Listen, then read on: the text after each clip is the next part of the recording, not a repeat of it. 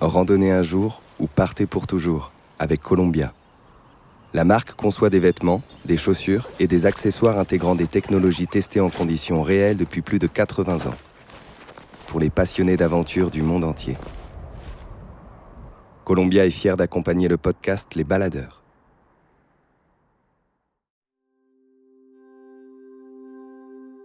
Depuis des années, Mehdi Debra marche. Paris-Marseille, Paris-Lisbonne, Paris-Venise, Paris-Copenhague, autant de kilomètres à pied qui lui permettent d'échapper au quotidien et, selon ses mots, de devenir une meilleure version de lui-même.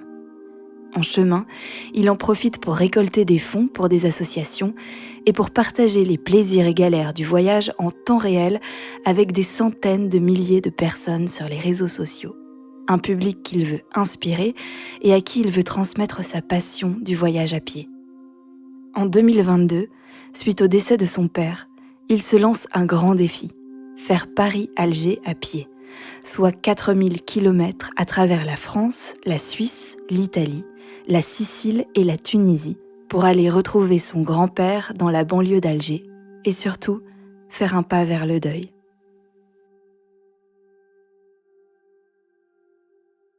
Alors ma première longue marche, c'était en 2015. J'ai fait Paris-Marseille à pied.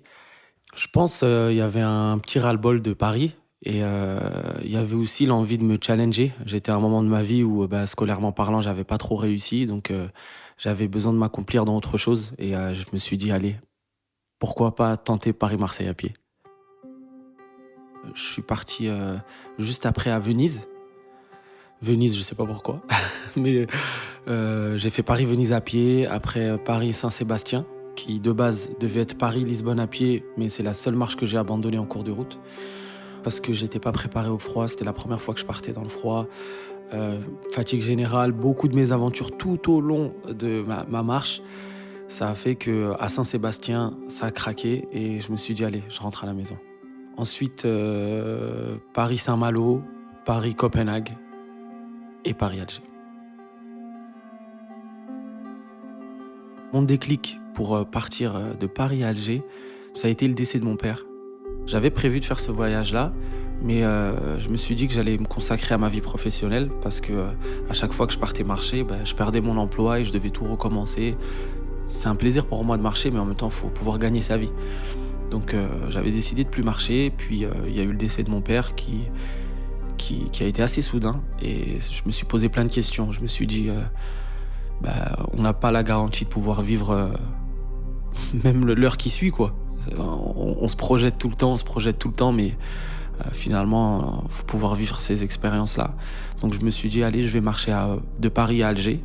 En plus, ça a du sens parce que mon père, il est d'Alger. Et je me suis dit que j'allais aussi récolter des fonds pour une association, pour la construction d'un château d'eau qui serait en son nom.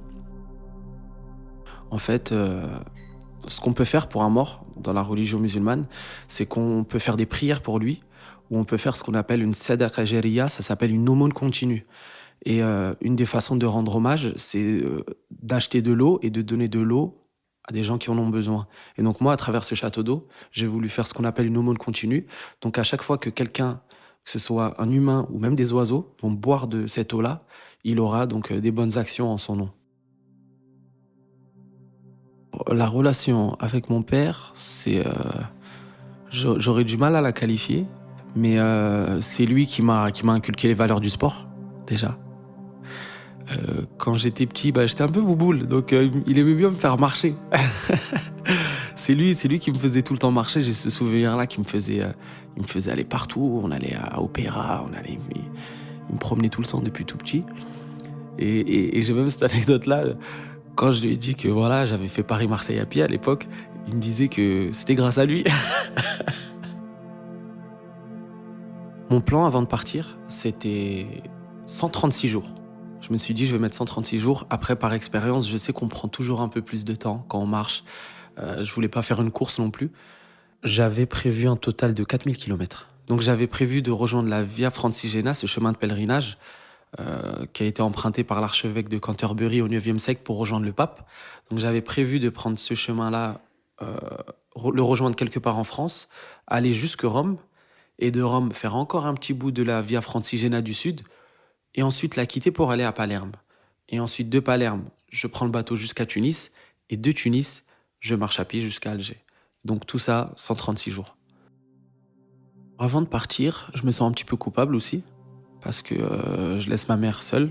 Je me dis que bon, elle a déjà perdu son mari, et puis c'est moi qui pars pour quand même beaucoup de temps. Je me demande si c'est pas un petit peu égoïste aussi. Je sens que je dois partir, je sens que je dois le faire. Ma mère, elle me fait confiance. On est au moment du départ, le 5 mai 2022, et j'avais mis tous mes appareils électroniques à charger. Je devais partir à 6h du matin, mais je me réveille à 10h. Donc, à ce moment-là, je me dis que peut-être qu'il faut pas que je parte aujourd'hui, mais j'aime beaucoup partir le lundi. Donc je me dis, allez, c'est parti. Je pars lundi, je prends mes affaires, j'embrasse ma mère et je décide de partir. Mon départ, c'est jamais de Paris. Donc je prends les transports en commun pour partir à la fin de l'Île-de-France. Donc je fais mon départ de Melun et je me souviens que je prends mon support du téléphone, je l'accroche à un abribus et je fais la vidéo où j'annonce mon départ. Donc je bégaye une fois, je recommence la vidéo 10 fois. Tout le monde me regarde à l'arrêt du bus et je me sens un peu bizarre parce que je me dis que là les gens ils sont en train d'entendre un gars qui dit qu'il va marcher jusqu'en Algérie depuis la gare de Melun. Et c'est marrant parce que j'ai l'impression que c'est un peu irréel ce que je suis en train de faire et de dire. Je finis la vidéo, je la poste et je pars marcher. Est-ce que c'est une heure pour décoller? Il est 11h. Bon, c'est parti tout à pied. La prochaine fois que je prends le bateau, ce sera en Sicile. C'est toujours difficile, je trouve, de trouver l'équilibre entre le fait de vivre son aventure et partager sur les réseaux sociaux. Mais heureusement que Paris-Venise, Paris-Saint-Sébastien, Paris-Saint-Malo et Paris-Copenhague, ça a été un entraînement pour moi. Donc là, je me suis dit que j'allais vivre l'aventure avant tout pour moi, mais aussi qu'il fallait que je sois plus actif. Je suis parti de la marche, il me semble, sur Instagram avec 8000 abonnés. Et sur TikTok, j'avais créé un TikTok juste avant la marche et j'avais 30 000 abonnés. Juste à l'annonce du projet, il y a eu beaucoup de gens qui se sont abonnés à moi. Quand je commence à marcher, je suis très excité. Je me dis, tu vas au bled à pied. C'est inexplicable comme sensation. Je pense qu'il n'y a pas de mots pour décrire ça. De la gare de Melun, je me dis, j'ai tellement de chemin à faire. Je me dis, je vais passer par la Suisse, par l'Italie, par la Tunisie, par l'Algérie. Mais j'ai cette image-là de mon grand-père en tête. Mon grand-père, il n'est jamais venu en France, donc il n'est pas venu à l'enterrement. De base, je devais lui faire une surprise. Il ne savait pas que je marchais à pied. J'avais prévenu la famille de rien lui dire. Au début de l'aventure, je suis équipé d'un sac 50 litres. Dedans, il y a ma tente, mon sac de couchage, ma popote, mon panneau solaire pour que je puisse être autonome en électricité. C'est à peu près tout. Après, il y a des vêtements, voilà. Pas beaucoup de rechange, 3 t-shirts, 3 caleçons, 3 paires de chaussettes, un pantalon, un petit short. À ce moment-là, j'ai le même panneau que j'utilise comme d'habitude, tout en haut, il y a écrit Paris-Alger à pied, 4000 km, avec mes réseaux sociaux. Et je l'ai accroché sur mon sac à dos. J'ai remarqué que c'était utile pour parler à des gens, en fait. J'ai remarqué que souvent, ça éveille la curiosité des gens. C'est un peu normal quand on voit quelqu'un qui marche de Paris à Alger, ou peu importe, de Paris à Lisbonne à pied, on se demande pourquoi. Au bout de 4 jours, j'arrive à Troyes. Encore beaucoup d'engouement, c'est une plus grande ville, donc il y a plus de gens qui me suivent sur les réseaux sociaux. La cagnotte, elle augmente, mon nombre d'abonnés aussi, et le nombre de personnes qui viennent m'aider ou me demander juste si j'ai besoin de quelque chose, ou qui viennent me voir pour me donner des mots d'encouragement, il y en a de plus en plus. J'allais descendre les escaliers, là, à 1 seconde près, je les aurais ratés. Ils m'ont ramené de quoi manger et un petit mot. Accroche-toi, mon ami, tu peux le faire. Myriana, ça fait trop plaisir. Le second checkpoint après Troyes, c'est Besançon. Je continue de marcher, il y a toujours autant de bienveillance, les gens m'aident. Et il me semble, pendant mon 11e jour, que je rejoins la Via Francigena. Dès le 11e jour, je commence à avoir des chemins de randonnée qui me facilitent la marche et qui me mettent de meilleure humeur. C'est toujours mieux que marcher sur les départementales ou les nationales. Donc je rencontre la Via Francigena qui me fait passer par Besançon, non loin de la Suisse. Et ça représentait une nouvelle étape. Donc mon premier changement de pays pendant cette aventure. Je m'étais promis de retourner en Suisse. Je l'avais déjà fait une fois à pied. Et là, je rejoins le lac Léman. C'est magnifique. Les chemins de randonnée, c'est magnifique. Je plante ma tente une fois au bord du lac Léman. Je me réveille le matin. Je pique une petite tête dans le lac. Et je continue ma route jusqu'à un gros morceau de la Suisse. Et le gros morceau, c'est le col du Saint-Bernard, où il y a beaucoup de dénivelé, où j'espère même rencontrer de la neige éternelle, pour le kiff.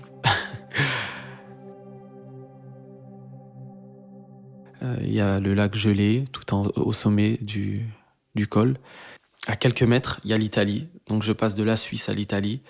Et magnifique sensation. Je prends une petite vidéo, une vidéo mémorable, parce que bon, à ce moment-là, je suis en roue libre. Je suis trop content. C'est une nouvelle étape, mais une des plus grosses étapes, parce que je sais que l'Italie, c'est long. Faire toute la botte du nord jusqu'à la pointe à Palerme, ça va me prendre beaucoup de temps. Mais à ce moment-là, je suis très content. Regardez où je suis. Là, je suis encore en Suisse. Mais là, le 30e jour de l'aventure, je suis en Italie. C'est bon. Ma routine sur une journée, disons classique, c'est je me réveille à l'heure que je veux.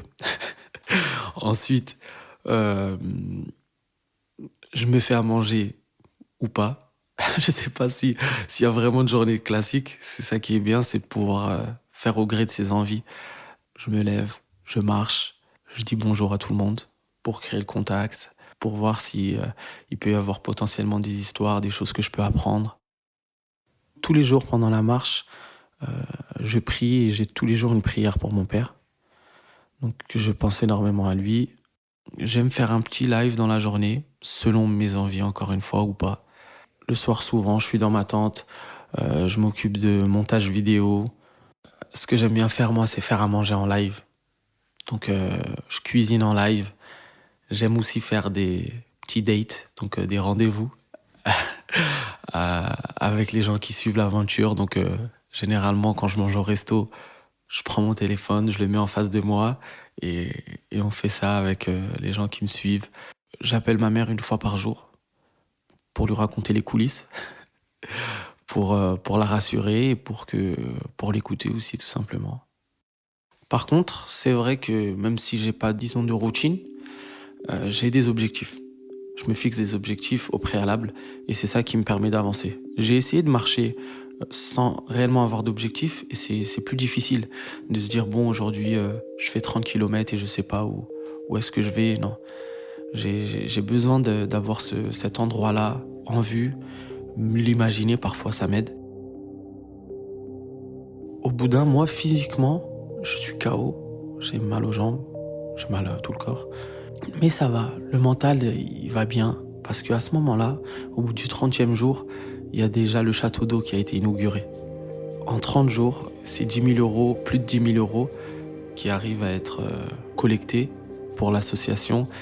En 136 jours, je pensais même pas les collecter, c'est magique. Je peux que avoir la pêche. Je communique du coup avec l'association. Ils me disent qu'on peut lancer la construction peut-être d'un deuxième château d'eau. Donc ça me remotive encore plus. Finalement, même si mon physique à ce moment-là, j'ai mal, mon moral, il va bien.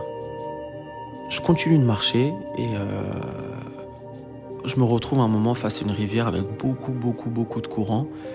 J'arrive pas à évaluer le fond de cette rivière-là. Donc j'essaye dans un premier temps de mettre le sac sur ma tête et d'avancer. J'avance, mais le courant, il est beaucoup trop violent. Je manque de tomber une première fois et je décide de faire demi-tour. Donc j'ai 2 solutions qui s'offrent à moi à ce moment-là.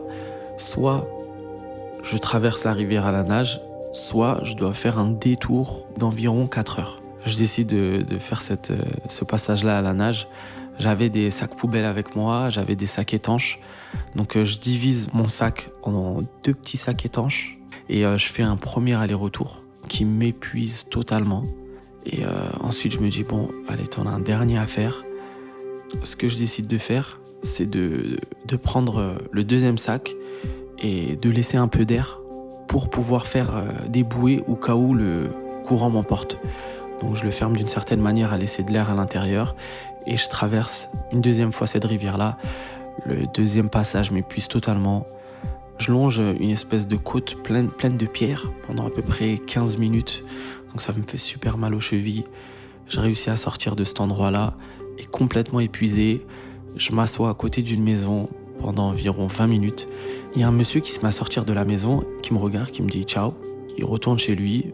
Moi, je suis toujours épuisé, trempé jusqu'aux pieds. Et là, c'est cette fois sa femme qui sort et qui me dit de rentrer chez elle. Donc, je prends mes affaires, je rentre chez eux, elle me donne une serviette et elle me dit d'aller me doucher. Je suis trop content. Et au moment où je sors, je vois qu'ils ont dressé une table et qu'ils m'invitent à manger chez eux. Je sens que la dame, elle est un petit peu triste. Je sens quelque chose chez cette dame-là. La discussion suit son cours et elle me dit ensuite que son père était mort dans la rivière que j'ai traversée. Un mélange de tristesse et de honte à ce moment-là parce que je me suis dit que j'aurais pu éviter, c'était dangereux. Et de l'autre côté, je me disais aussi que je les aurais peut-être pas rencontrés ces gens-là. Et finalement, au final, je pense même pas avoir gagné du temps parce que j'ai fini par dormir chez eux.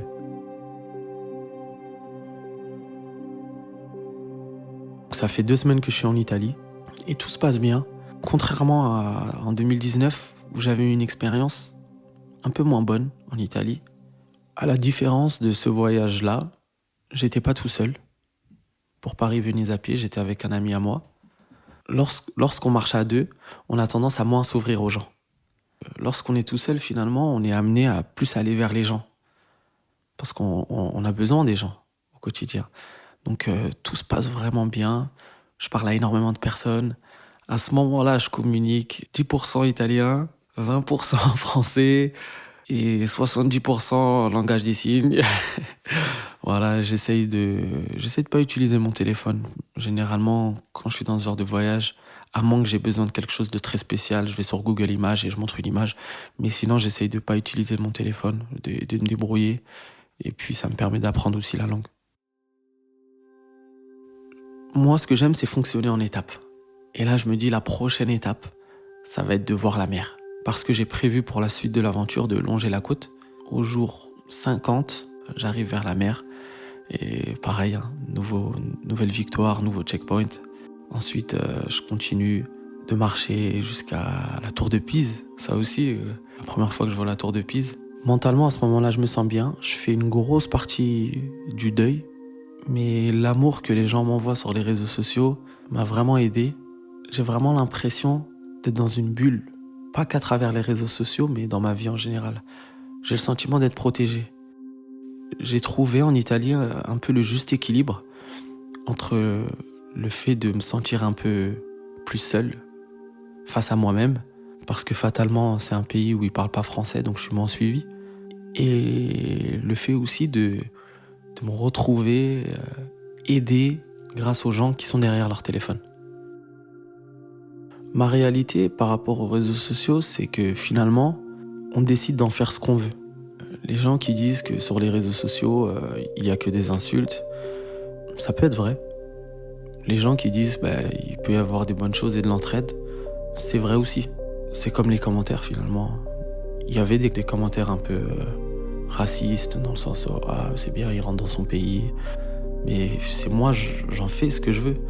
Il y a eu aussi des commentaires me disant que j'étais un voleur par rapport à la cagnotte.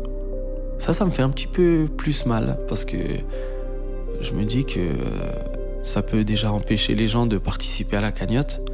et que moi, cette cagnotte, c'est en hommage à mon père, donc je peux prendre ça à cœur. Je peux décider de faire demi-tour parce que je me sens blessé, offensé. Je peux en faire une force. Quand je me suis mis à avoir énormément d'abonnés, donc il y a beaucoup de bienveillance, et du coup, la malveillance aussi, il y en a un petit peu plus. Mais globalement, ça représente, j'en parle jamais en réalité, mais ça représente 1%, un petit pourcent. Donc c'est à moi aussi de faire le choix, de donner du pouvoir à ces gens-là, ou de tout simplement me dire que ça n'a pas forcément d'importance. Le 65e jour de l'aventure, je trouve un super spot pour mettre ma tente. Pas très loin de la mer, je suis un petit peu en hauteur. J'allume un live et je partage ce spot magnifique. Donc je passe au montage de la tente, je me fais un petit thé en live, tout se passe super bien. Et je dis aux gens qui me suivent que je vais aller dormir. Et il commence à y avoir des gros nuages. Et j'ai même le souvenir que quelques jours avant, je sais plus pour quelle raison, je m'étais moqué des gens qui avaient peur des orages. Et là, il commence à y avoir des nuages. La pluie, il commence à y avoir beaucoup de pluie. La pluie s'infiltre même un peu sous ma tente parce que je suis sur un petit morceau de terre où finalement la terre s'imbibe d'eau. Je ressens l'humidité du haut de mon dos jusqu'à la pointe de mes chevilles. Et là, l'orage gronde. J'entends les orages gronder. Il y a même ce truc-là, on dit que chaque seconde, représente 1 kilomètre. Sauf que là, dès que je voyais l'éclair, je l'entendais directement. Et je commence à avoir trop peur. Donc je prends une petite vidéo et j'explique que je suis dans le mal, que je suis pas trop bien, que ça va être compliqué de dormir. Je passe la nuit sous ma tente, en boule. J'ai peur de me faire frapper par l'orage, bien qu'il y ait très peu de chance, mais c'est tellement impressionnant à ce moment-là que je me dis, c'est fou.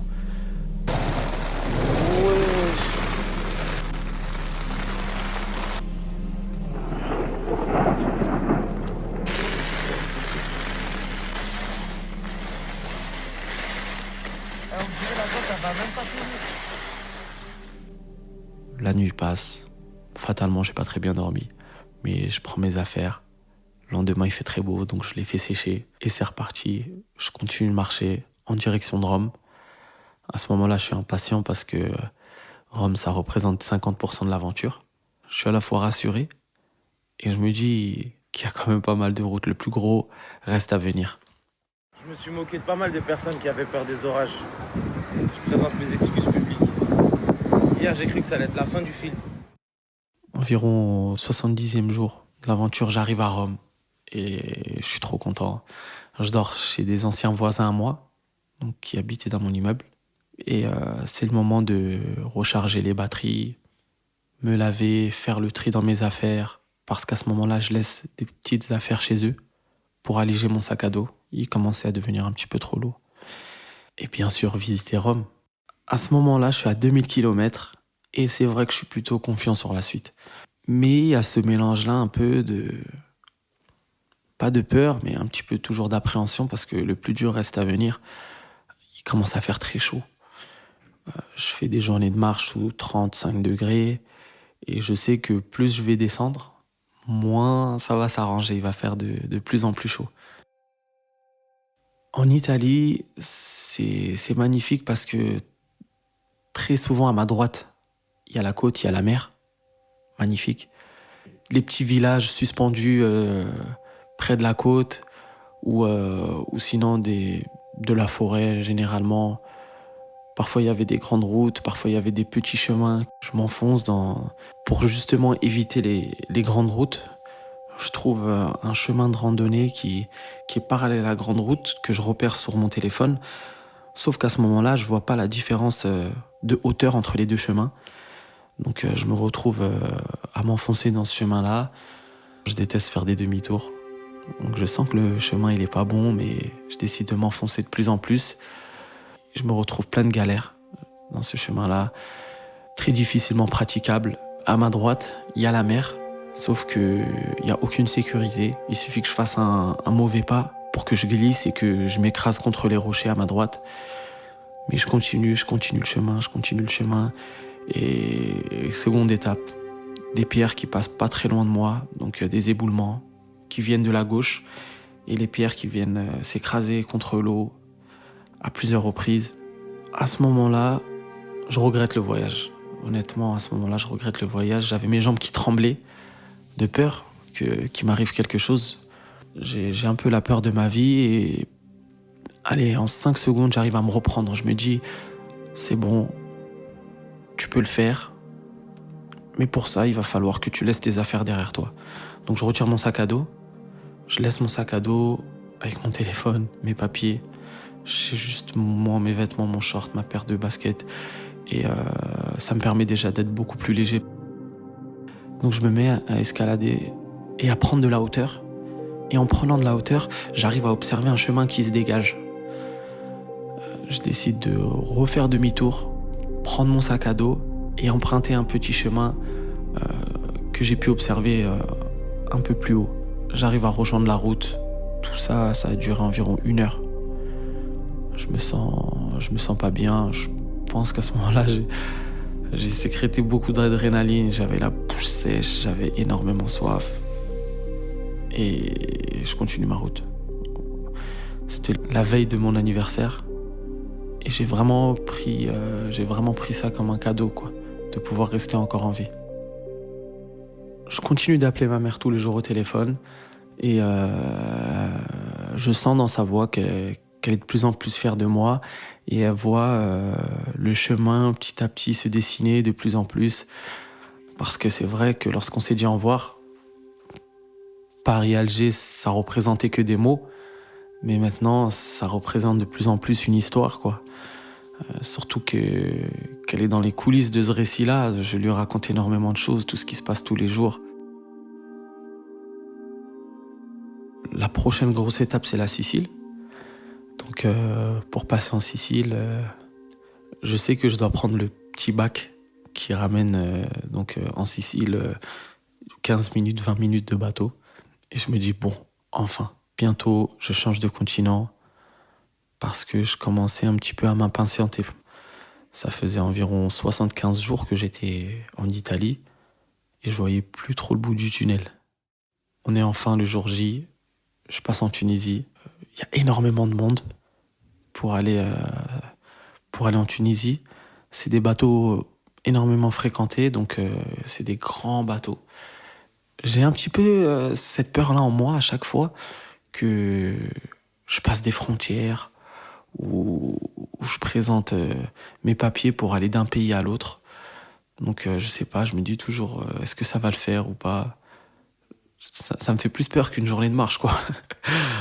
mais tout se passe très très bien. Et là, je monte dans le bateau et je suis prêt à arriver en Tunisie. J'arrive en Tunisie après 9 heures de bateau. Je sors du bateau et je me fais bloquer par la douane. Mes peurs sont confirmées. Je me fais bloquer environ 2h30 par la douane. Ils me posent énormément de questions. Et ce qu'ils ne comprennent pas, c'est que j'ai aucun hôtel où aller. Donc on prend un peu du temps avant de se comprendre et tout. Mais finalement, c'est passé. Et dès le premier jour, je suis attendu par un membre de l'association pour qu'on puisse organiser une distribution alimentaire. Parce qu'à ce moment-là, au niveau de la cagnotte, on a dépassé les 20 000 euros. Donc il y a eu la construction de 2 châteaux d'eau, un au Togo et un au Niger. Et là, on décide de financer une distribution alimentaire en Tunisie sur ma route pendant la marche. Donc je dors dans un hôtel à Tunis avec Mamadou de l'association Life ONG.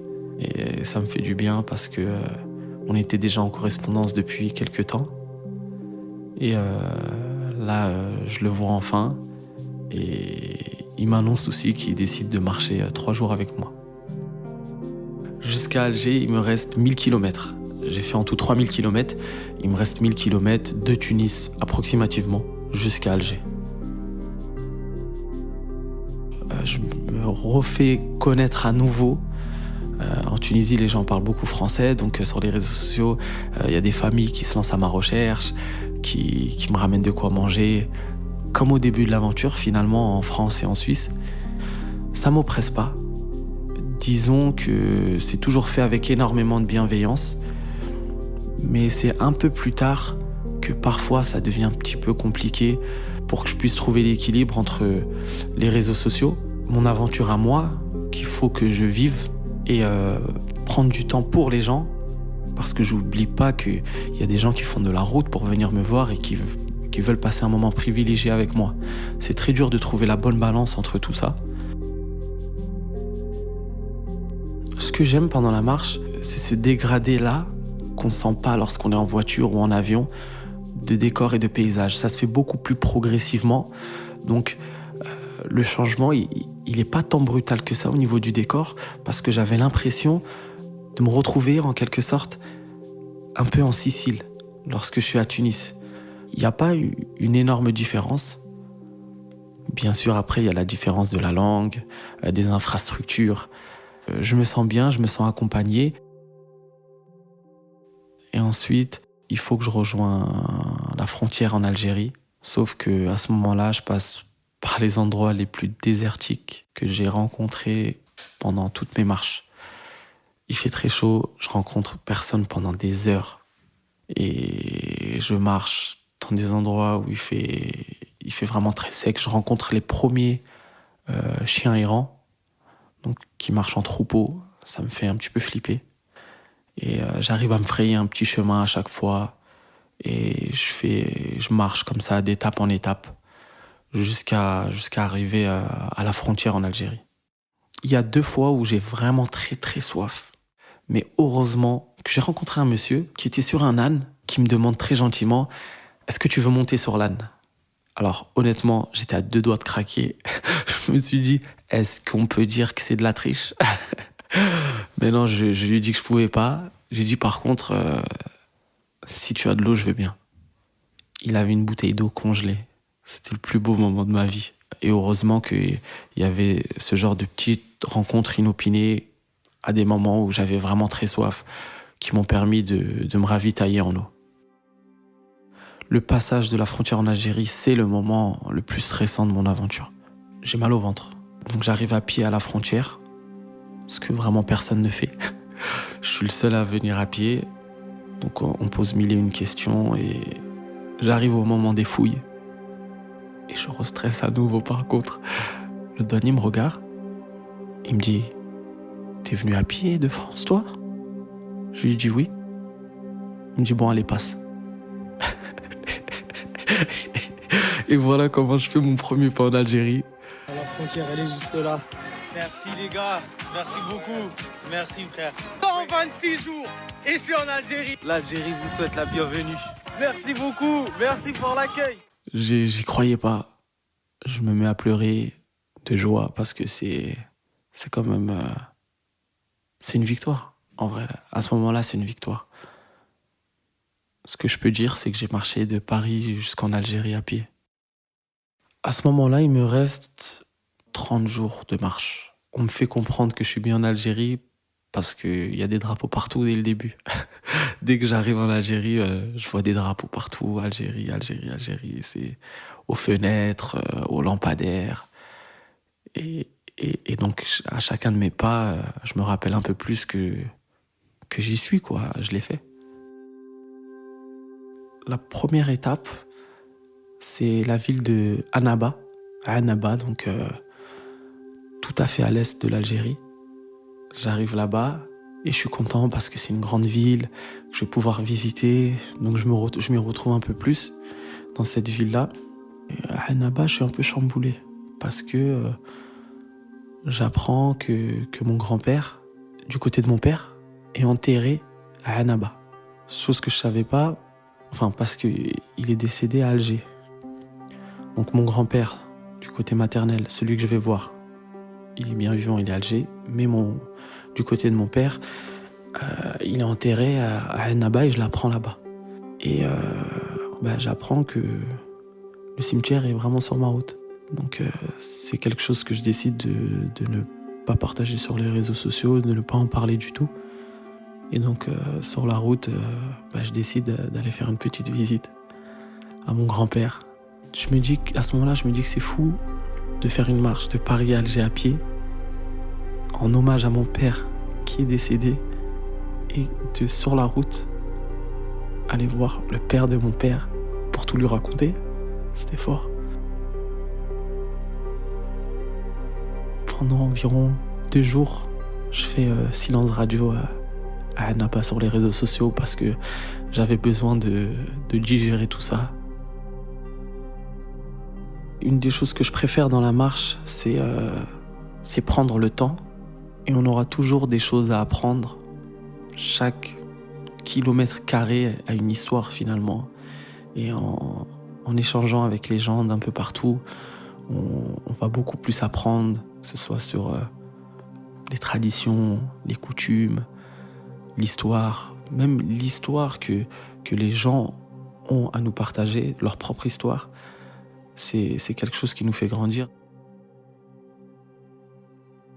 Après la visite au cimetière à Annaba, je continue de marcher. Donc Annaba, Skikda, Jijel, Béjaïa. Je découvre l'Algérie. C'est vraiment un moment fort pour moi parce que c'est mon pays d'origine. Mes 2 parents sont algériens. Et je me dis que j'ai, entre guillemets, une chance parce que je l'ai provoqué, j'ai marché quand même jusqu'à là-bas. J'ai une chance de pouvoir visiter le pays comme peu de personnes vont avoir l'occasion de le visiter dans leur vie. Voilà, j'ai traversé la moitié du pays quasiment à ce moment-là, la moitié de la côte. J'échange à propos de plein de choses.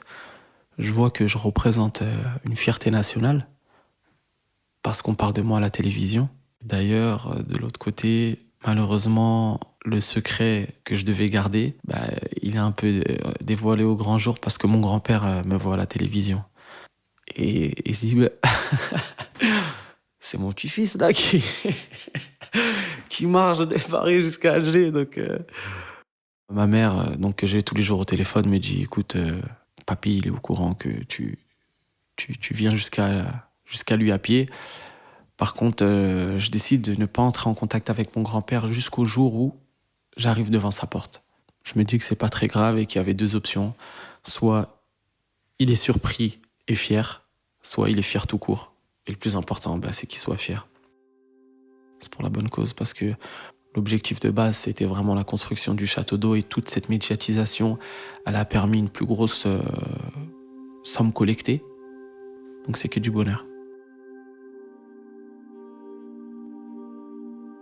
On est à 10 jours. Je suis épuisé physiquement et mentalement, mais je peux faire le parallèle avec une journée de marche classique. Pendant une journée de marche classique où je marche 40 km, les 30 km sont entre guillemets faciles et les 10 derniers sont vraiment durs parce qu'on sait mentalement qu'on arrive vers la fin.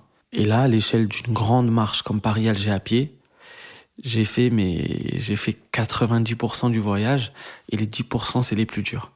Tout ça, j'en suis conscient.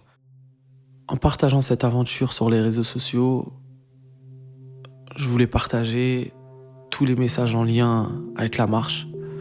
Donc, que la bienveillance, elle est encore là. Que souvent, on parle de ces gens-là qui sont pas bienveillants. On parle des faits divers parce que ça peut faire vendre et tout. Ça crée de l'émotion chez le lecteur et tout. C'est la vérité, mais il y a beaucoup plus de gens bienveillants. Et encore heureux et heureusement. Et c'est un des messages vraiment que j'ai voulu faire passer. Ensuite, il y en a plein. Il y en a plein. Je sais que j'ai aussi aidé des gens qui ont perdu des membres de leur famille. J'ai en quelque sorte partagé le fait qu'il faut pas se laisser abattre dans la vie, qu'on peut faire des forces nos souffrances. Ça aussi, c'est un message que j'ai véhiculé. J'ai véhiculé aussi le fait de prendre des risques dans la vie. Quand j'ai quitté mon emploi, beaucoup de personnes pensent que je suis pas comme monsieur tout le monde. Mais si, je suis comme monsieur tout le monde. À la fin de mois, si t'as pas d'argent, c'est compliqué. Si t'as le frigo vide, c'est compliqué. On doit tous travailler. On est tous dans la même situation. Donc ça aussi, j'ai montré que prendre des risques, c'est important. Pour moi, la marche, c'est un peu l'école de la vie. J'ai grandi en marchant. L'aventure continue.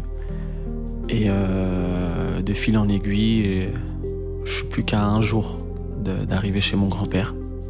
Sauf que je suis un petit peu chamboulé et que j'ai ce sentiment-là, paradoxalement, qu'il me manque quelque chose. Donc il y a une petite idée qui me trotte dans la tête, c'est de faire le retour à pied alors que je suis même pas arrivé chez mon grand-père.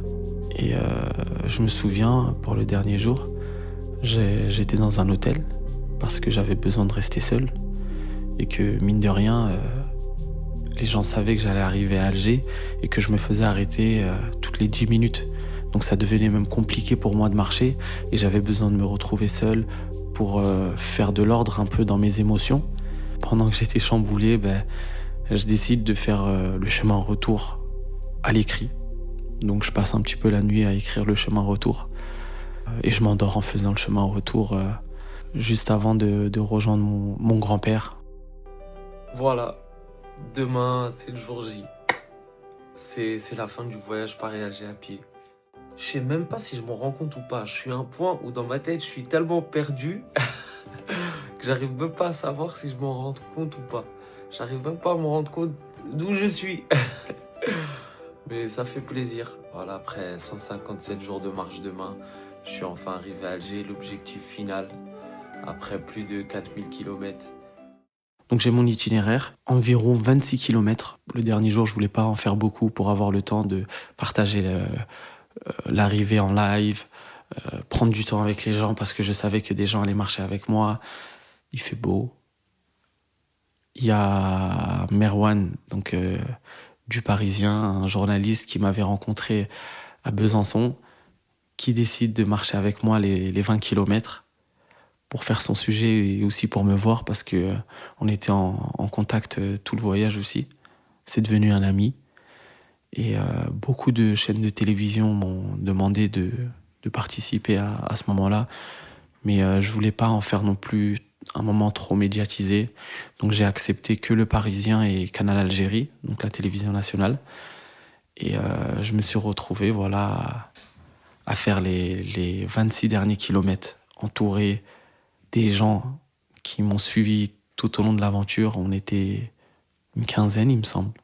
Et tous les gens qui m'ont arrêté aussi toute la journée, qui ont pris des photos, qui étaient très fiers de moi parce que je l'ai fait, quoi. Je suis à Alger à ce moment-là. Et j'ai le sentiment, je suis dans le même état d'esprit qu'au départ. Je suis dans le même état d'esprit. J'ai l'impression d'être en pilotage automatique, de voir toutes les choses avec de la distance. Je saurais pas trop expliquer, mais un peu comme si tout allait trop vite et que je contrôlais plus rien. Je demande de passer la dernière heure tout seul pour pouvoir marcher tranquillement. Donc, je suis toujours à ce moment-là avec Merwan, qui me filme. On est juste tous les deux. Et Canal Algérie nous attend sur place. Et là, j'arrive devant l'immeuble. Et je vois mon grand-père à la fenêtre qui me fait un petit signe avec la main, comme un enfant qui a fait une bêtise à qui on voulait donner la fessée. Et mon grand-père descend les escaliers. Je le retrouve et il me prend dans ses bras. Ça va? Comment ça va? Ça va? Hein? Là, Raph, t'as eu peur pour moi? Quoi? Non, ça va. C'est pour ça que je voulais rien dire. La première chose qu'il me dit, c'est que je lui ai fait peur. Qu'il est très, très, très fier de moi. Que j'ai rendu fier beaucoup de personnes autour de moi et que même des gens qui me connaissent pas personnellement étaient fiers de moi. Et entendre ça à ce moment-là, de la bouche de mon grand-père, c'est ma plus grande fierté. Ma plus grande fierté. Donc je me replonge quelques mois avant d'entreprendre ce voyage et je me dis que j'ai pris la bonne décision. Les émotions que j'ai pu vivre et que j'ai pu faire vivre, ça n'a pas de valeur en réalité. Il y a ma famille donc, qui sont dans la maison, qui m'attendent aussi. Les gens sur les réseaux sociaux s'attendaient à un truc un peu plus gros, où on voyait tout le monde et ça me ressemble pas. Donc disons que en partageant même ce moment-là sur les réseaux sociaux, entre guillemets, j'ai joué le jeu. Parce que ça me ressemble pas trop d'exposer ma famille sur les réseaux sociaux et de partager quand même des moments intimes. Mais à la fois, ça me faisait plaisir aussi de partager ce moment-là parce que on était nombreux à vouloir le vivre. C'est comme ça que c'est fini le voyage de Paris à Alger à pied. J'ai un peu du mal avec la notion de deuil, mais je pense que ça a été une des façons de faire le deuil, pas de mon père, mais de toutes les émotions liées au décès. Avec la marche, bien avant que mon père soit décédé, je disais déjà que la marche me permettait de faire le deuil de mes émotions de l'année passée. Dans la vie de tout le monde, il peut se passer des événements ou des galères ou des moments difficiles. Et la marche me permettait de prendre du recul sur mon année entière et de voir si j'ai pris des mauvaises décisions, si j'ai eu des comportements déplacés. Toutes ces choses-là, je les passe en revue pendant la marche. Et donc, je savais un peu que la marche allait m'aider par rapport au décès de mon père. Mais je ne savais pas à quel point. Quoi qu'on veut entreprendre dans la vie, comme Paris-Alger, on doit faire déjà un pas, on doit faire ce premier pas. Ce premier pas, parfois, c'est le plus difficile. Et ensuite, il est important de diviser notre rêve ou notre objectif en étapes, à la manière d'une marche, jusqu'à l'arrivée. Parce que Paris-Alger, je ne l'ai pas fait en une fois. Le plus important, c'est que j'y suis arrivé, que j'ai divisé toutes ces choses-là en étapes et qu'à la fin, toutes ces étapes réunies, ça fait un Paris-Alger à pied, ça devient un exploit. Alors que tous les jours, faire 30-40 km, c'est difficile, mais c'est faisable.